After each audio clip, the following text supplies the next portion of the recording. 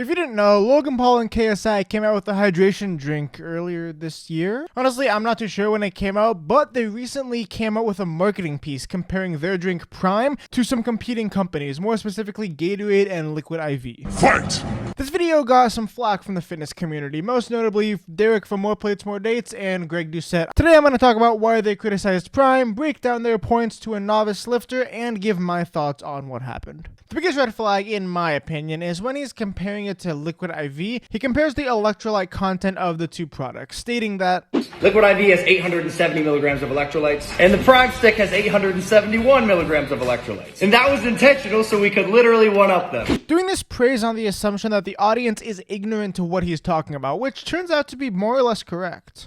The problem with this statement isn't that more electrolytes are better. The problem is electrolytes aren't something that can be measured as a lump sum. As electrolytes is an umbrella term that encompasses at least 7 different substances. You can see them all right here. When you use electrolytes as an umbrella term and categorize all of them as the same thing like he has, that's like saying that these two sandwiches are the same because they have the same amount of calories. When of course, because of the differences in their makeup, one may have more carbs than another, one may have more protein than another, and those differences could be useful to different people, but these are by no means the same sandwich. So going back to Prime, the reason that his claims are misleading and inaccurate is because he treats all electrolytes as being created equal, which they definitely are not. Sodium is easily the most important electrolyte, and the Prime Stick has only 40 milligrams of sodium.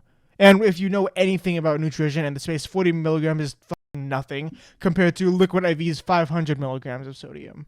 That's also why Logan says Liquid IV it's not bad, but it is a little salty. When he's doing the taste comparison test. It's because Liquid IV actually has salt in it. Sodium is the primary electrolyte that your body sweats out. And when you're overcompensating with 700 milligrams of potassium just to make the bullshit claim that your product has more electrolytes than your competitor, then really all you're doing is using your name to push out a product to people who either don't know better or are too lazy or don't care enough to dig deeper into it. The second thing people had an issue with was the choice of comparison categories in these videos. Now, in both videos, he compared his product and the opposing product in 3 or 4 different categories. There was calories, there was sugar content, there was overall electrolyte content, and in Liquid IV's case, there was taste. Now, of course, your product is going to be superior if you cherry pick categories that favor your product. That's like me doing this comparison video between a fillet of salmon and a McChicken. Alright, today we're going to compare this delicious McChicken to this salmon fillet here. First up, carbs. Carbs are essential because we get our calories from them. Now, this McChicken has 37 grams of carbs, while this salmon has 0. McChicken, only $1.29, while the salmon is $10 a pound. As for availability, the McChicken is available in 38,000 locations with convenient drive-thru access, while the salmon, you have to go all the way to a supermarket to get it. It's so hard. And finally, taste. The McChicken, oh, this is delicious, but the salmon tastes a little fishy. As conclusive, go get a McChicken.